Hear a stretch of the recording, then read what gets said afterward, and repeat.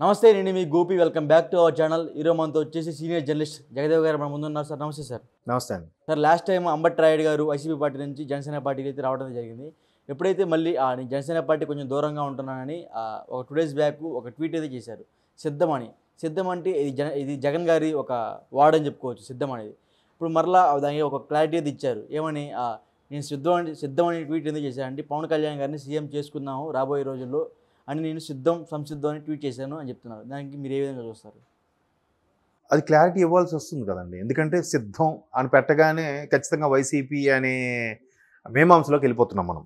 ఎందుకంటే అది అన్ని వేళ కరెక్ట్ కాదు. అది ఇప్పుడు వాళ్ళ టైటిల్స్ వాడేది కాబట్టి ప్రస్తుతం ట్రెండ్ అదే నడుస్తుంది కాబట్టి సిద్ధం అనగానే ఓకే ఎన్నికలకి సిద్ధం అంటున్నారంటే నేను మళ్ళీ వైసీపీ మొగ్గు చూపుతున్నాడేమో. ఎందుకంటే మీరు అన్నట్టు పార్టీలోకి చేరడము, ఒక 15 రోజులు ఉండడము, తర్వాత వెళ్ళిపోవడము, ఆయన ఇంటి పేరు ఒక మంత్రి పేరు కలవడము, ఆయన పర్టికులర్గా ఆ సామాజిక వర్గం చెందిన వ్యక్తి అవ్వడము.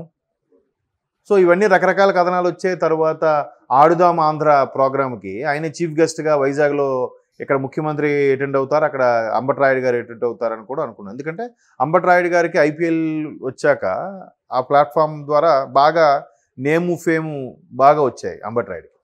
సో ఒక్కసారిగా ఆయన వైసీపీలోకి వెళ్ళడం ఏంటంటే చాలామంది కూడా గుసగుసలు అనుకున్నారు. బట్ ఏమైందో ఆయనకి ఏమనిపించిందో తెలియదు కానీ, మరి ఎవరెవరు సలహాలు సూచనలు ఇచ్చారో తెలియదు కానీ ఆయన ఒకసారిగా సైలెంట్ అయిపోయారు. ఎక్కడైనా స్టేట్మెంట్ ఇవ్వలే. బట్ వీళ్ళు మాత్రం హైప్ చేసుకున్నారు. ఆయన బ్యాట్ పట్టుకుని ఆడిన స్టిల్స్ అవన్నీ కూడా హోర్డింగ్లు పెట్టి ఆడుదాం ఆంధ్ర ప్రోగ్రాంకి అంబట్ రాయుడు మంచి ఇదిగా రాబోతున్నారు, ఆయన చీఫ్ గెస్ట్గా ఉంటారు, ఇంకా బాగా సక్సెస్ అయిపోద్ది అని. బట్ ఏంటంటే మొదటి నుంచి ప్రభుత్వ పథకాలు సంక్షేమ పథకాలు తప్ప అభివృద్ధి ప్రజలను పట్టించుకోవడం, రోడ్లు మినిమం మౌలిక సదుపాయాలు ఏం పట్టించకుండా డైవర్ట్ చేయడం కోసం ఈ ఆడుదాం ఆంధ్ర అని ఏవో రకరకాలుగా కొన్ని డైవర్షన్ చూపించారు. కానీ 3 రాజధానులు కూడా అలాగే కదా, కేవలం డైవర్షన్ చేసి చూపించేశారు కానీ ఏం చేయలేదు. అయితే ఎప్పుడైతే అంబట్ రాయుడు లాంటి వ్యక్తి వెళ్తున్నారంటే ఇదేంటిది ఈయన రాజకీయాలనే ఏంటి అఫ్కోర్స్ ఇప్పుడు గంభీరు లాంటి వ్యక్తులు కూడా అంత సీనియర్ బ్యాట్స్మెన్లు కూడా రాజకీయం తీర్థం పుచ్చుకున్నప్పుడు సో ఈయనకి ఒక అభిరుచి ఉందేమో రాజకీయాలకు రావాలని, నెక్స్ట్ టైం పోటీ చేస్తాడని కూడా రకరకాల వార్తలు వినిపించాయి. బట్ ఆయన కొన్ని రకాల ఒత్తిళ్ల వల్ల లేదంటే ఆయన ఇంటి పేరు ఒక మంత్రి గారి ఇంటి పేరు ఒకటి అవ్వడం అనేది, లేకపోతే ఆ సామాజిక వర్గం చెందిన వ్యక్తిగా ఆయన దువ్వారో, లేదు ఒకవైపు కాపు సామాజిక వర్గం చెందిన నేతగా పవన్ కళ్యాణ్ దూసుకొస్తున్న నేపథ్యంలో ఇటువంటి వ్యక్తులు అటు వెళ్ళిపోతే ఇబ్బంది కలుగుతుందని చెప్పి ఈయన్ని ముందుగా ఇట్లా ఆగుదాని ప్రయత్నంలో భాగంగానే ఏదో సంథింగ్ ఆయన పేరు వాడుకోవడం, ఆయన కూడా వైసీపీలోకి వెళ్ళి ఒక 15 రోజులు నెల రోజులు ఉన్నారని కూడా అనుకుంటున్నాను, 10 రోజులు సంథింగ్. సో తర్వాత ఏమైందో తెలియదు, వైసీపీ కార్యక్రమాలకి గైర్హాజరు అవ్వడం. గైర్హాజరు ఎప్పుడైతే అయ్యారో రకరకాల వార్తలు వినిపించే ఆయన ఇంకా ఏమీ లేదని అర్థమైపోయింది. అప్పుడు అనూహ్యంగా చెప్పారు ఆయనే జనసేనలోకి వెళ్తున్నట్టుగా పవన్ కళ్యాణ్ కలిసిన ఫోటోలు పెట్టడం. అంటే వెళ్తున్నట్టంటే ఇండైరెక్ట్గా పవన్ కళ్యాణ్ వైపు మొగ్గు చూపడం, పవన్ కళ్యాణ్ వైపు వెనకే నడుస్తారన్నట్టుగా సంకేతాలు ఏవి ఇచ్చారు.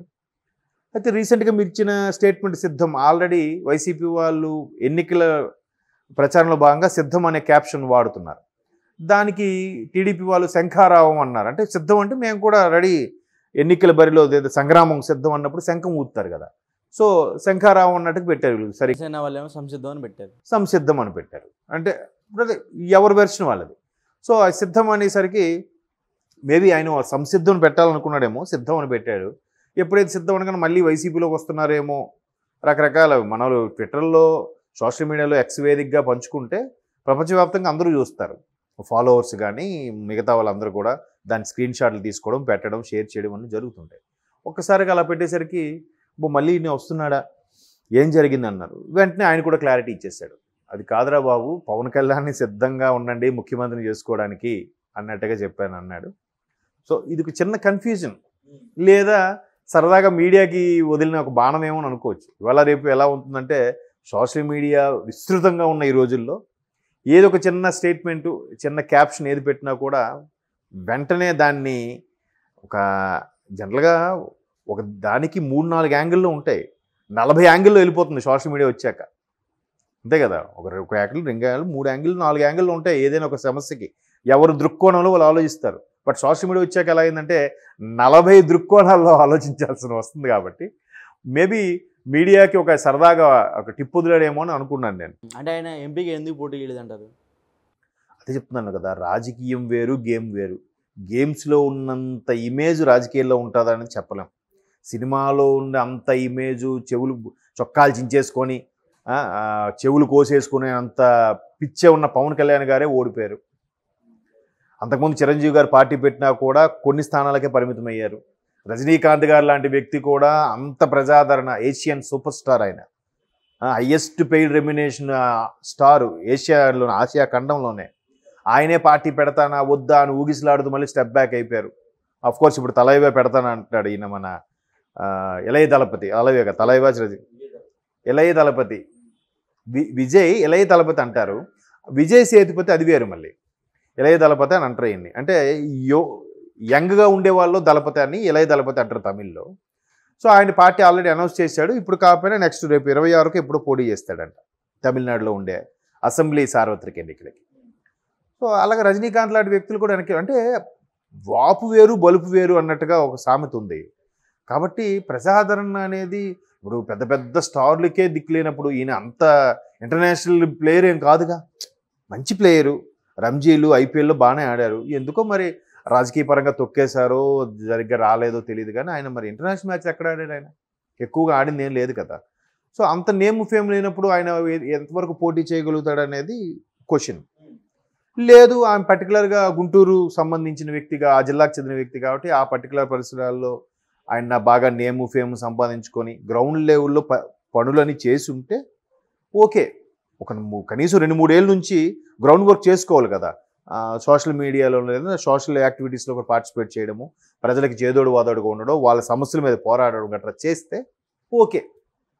మరి అలా కాకుండా సడన్గా వచ్చి నాకెంత నేము ఫేమ్ ఉంది కదా ఎంపీగా పోటీ చేస్తానంటే అది ఆషామాషి వ్యవహారం. పైగా ప్రస్తుత పరిస్థితుల్లో చాలా కష్టం. ఒకప్పుడంటే ఉండేదేమో, మహానుభావుడు ఎన్టీఆర్ గారు పార్టీ పెట్టినప్పుడు అంటే క్లీన్ స్వీప్ చేసేసాడు ఆయన. 230 పైన ఎన్ని వచ్చాయంట, 298 నియోజకవర్గాలకి ఉమ్మడి ఆంధ్రప్రదేశ్లో. అది రికార్డ్. అది ఒకనొక టైంలో థర్డ్ ఫ్రంట్ ఉన్నప్పుడు కూడా 42 లోక్సభ నియోజకవర్గాలకు గాను 37 ఎన్నో నియోజకవర్గాలు టీడీపీవి. ప్రధాన ప్రతిపక్షం పార్లమెంట్లో ఒకనొక టైంలో టీడీపీయే. ఆ హోదా నిజంగా నాకు తెలిసి ఏ ప్రాంతీయ పార్టీకి కూడా లేదు ఇంతవరకు కూడా. అది రికార్డ్, అది టీడీపీకి. సో అలాగే అప్పుడు ఆ రోజులు వేరు, ఇప్పుడు వేరు. ఇప్పుడు మరీ బురద జల్లాలి, దుయ్యబట్టాలి, లేనిపోని విమర్శలు చేయాలి, అవసరమైతే ఫ్యామిలీ వైపు వెళ్ళిపోవాలి. అలాంటివి ఉన్నటువంటి టైంలో ఈయన ఇవన్నీ చేస్తాడు, చేయగలడు అనేది. ఇంకోటి ఏంటంటే రాజకీయాల్లో ప్రధానంగా కావాల్సింది ఏంటంటే వాగ్దాటి. మరి అది ఈయనకి ఎంతవరకు, ఈయన ఎక్కడ సభల్లో కూడా కానీ మామూలుగా కూడా కంటిన్యూస్గా ఒక 5-10 నిమిషాలు మాట్లాడింది నేను చూడలే రాయుడు గారు. అంత మాత్రాన ఎలా ఇచ్చేస్తారు? ఇవ్వలేరు కదా. కాబట్టి చూద్దాం. అంటే రాజకీయ కొంతమందికి ఆ కోరిక ఉంటుంది.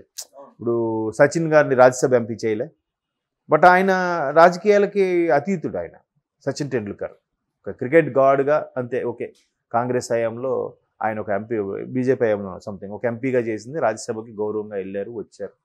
ఎవరిని విమర్శించడం ఆయన పని ఏదో ఆయన చేసుకున్నాడు అంతే. అంటే ఆయనకు ఒక భారతరత్న ప్రకటించిన ఒక భారత పౌరుడిగా ఆయన గౌరవాన్ని కాపాడుకునే విధంగానే ఉన్నాడు కాబట్టి అలాగే ఉన్నాడు ఆయన సచిన్ టెండూల్కర్.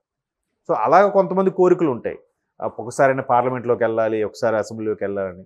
అలా అయితే ఓకే, కానీ ఇట్లా ప్రత్యక్ష ఎన్నికల్లో, సార్వత్రిక ఎన్నికల్లో పోటీ చేసి గెలవడం అనేది మాత్రం చాలా కష్టతరమైన పని, కత్తి మీద సాము లాంటిది. బహుశా అందుకే ఆయన అవన్నీ ప్రయత్నాలు చేయలేదేమో. బట్ ఒక పౌరుడిగా ఆయన అభిప్రాయం తెలియజేశాడు. నాకు జనసేన అంటే ఇష్టం, పవన్ కళ్యాణ్ అంటే ఇష్టం, దట్స్ ఎనఫ్ అని ఒక పౌరుడిగా చెప్పాడు. మేబీ ఒకే సామాజిక వర్గం కాబట్టి ఇంప్రెస్ అయ్యాడేమో, లేదంటే ఆయన చిన్నప్పటి నుంచి పవన్ కళ్యాణ్ గారి సినిమాలు చూసి పెరగడం వల్ల కూడా ఇంప్రెస్ అయ్యాడేమో, అలా కూడా అవ్వవచ్చు.